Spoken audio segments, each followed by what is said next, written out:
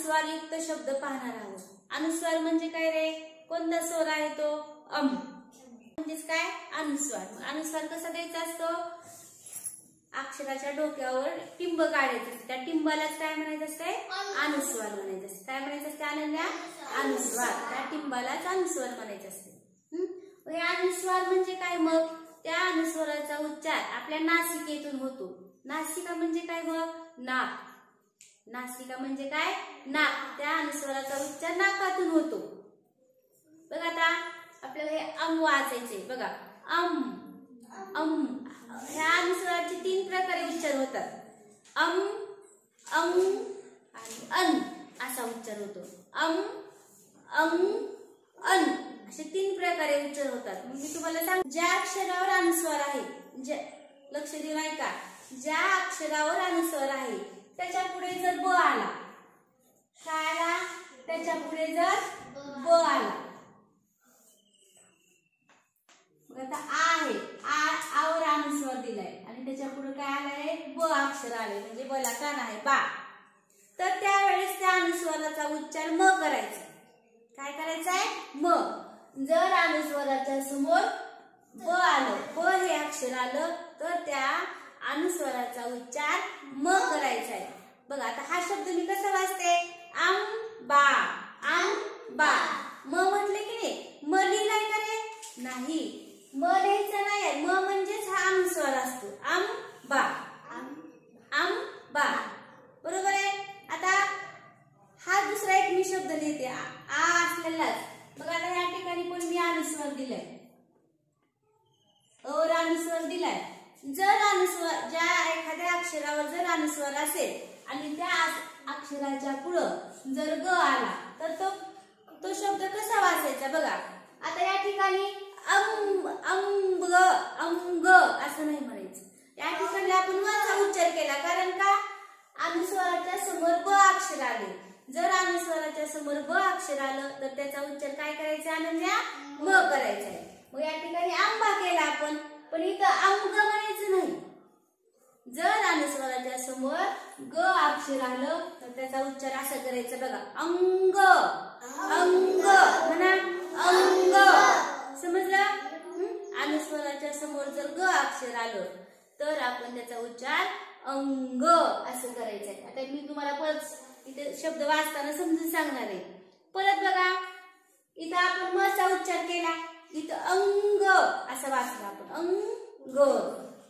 आता नंतर जर अनुस्वाराच्या समोर हे 2 अक्षर सोडून, ब आणि ग सोडून दुसरं कोणतंही अक्षर असेल, अनुस्वाराच्या समोर ब आणि ग सोडून दुसरं कोणतंही अक्षर असेल, त्यावेळेस त्याचा उच्चार न करायचा आहे. अनुस्वाराचा काय करायचंय?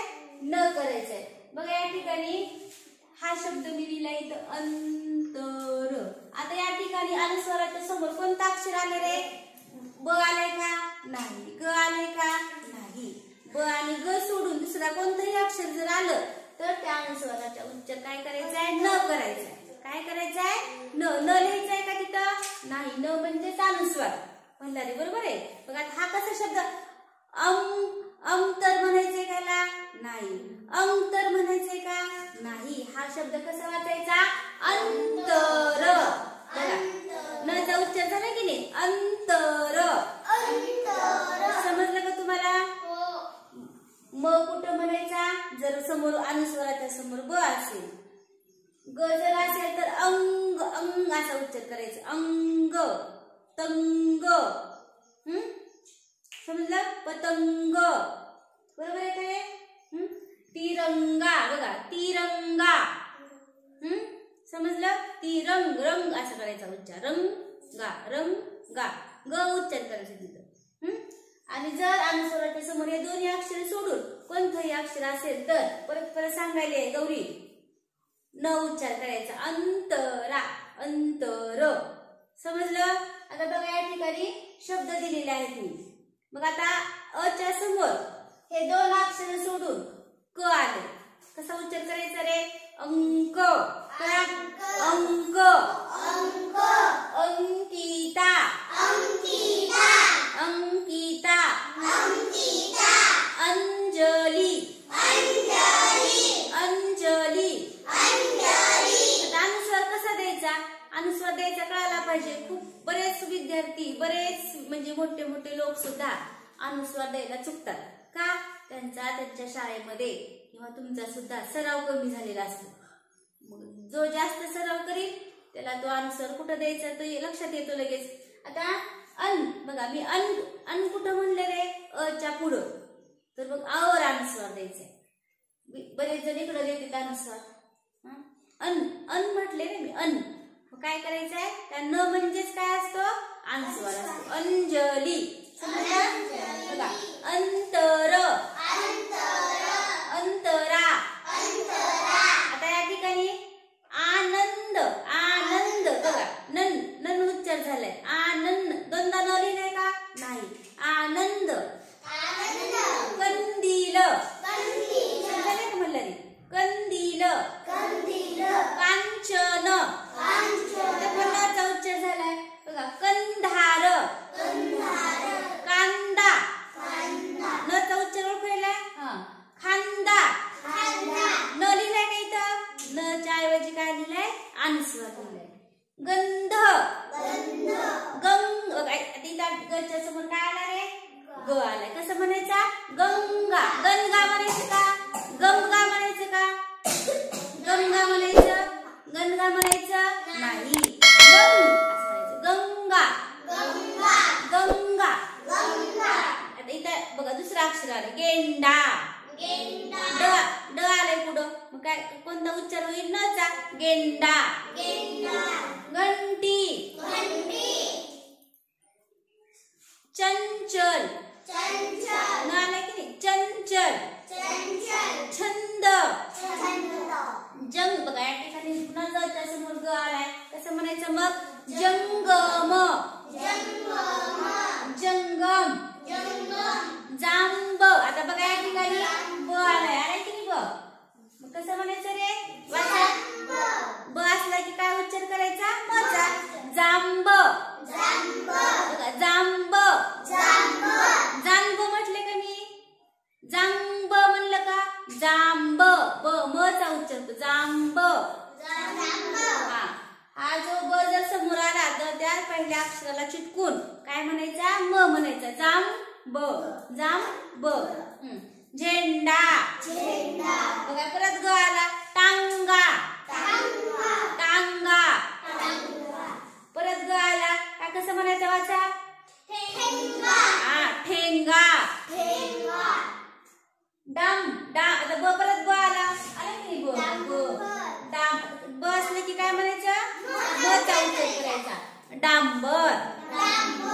डांबर. परत ग आला. डंग. ढंग.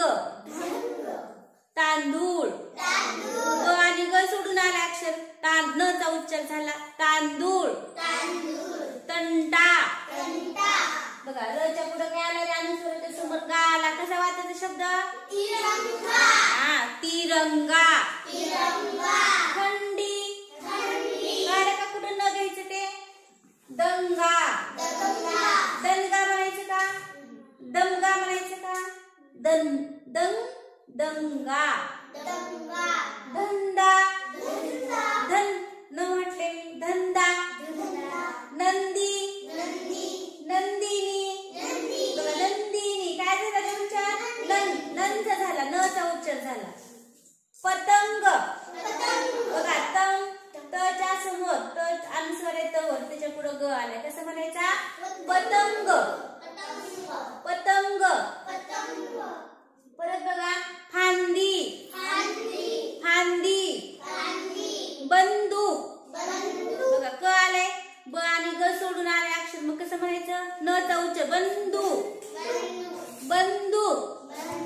भांडण. भांडण. मंगल. बघा मच्या समोर ग आले. अनुस्वार कशावर आहे? म वर आहे. कसं म्हणायचा? मंगल. यंदा. इथं न चा उच्चार झाला. यंदा. लवंग. लवंग. परत ग आले. बघा इथं ग आलं. इथं ग आलं. लक्षात ठेवायचं. रांजण. राच्या समोर ज अक्षर आले म्हणजे ब ग सोडून आले. रांजण. सुंदर. सूच्या पुढे ब आणि ग सोडून अक्षर आलंय मग काय म्हणायचं नचा उच्चार सुंदर. या ठिकाणी अनुस्वारयुक्त शब्द वाचताना लक्ष द्या, लिहिताना सुद्धा आपण उच्चार व्यवस्थित ऐकायचा.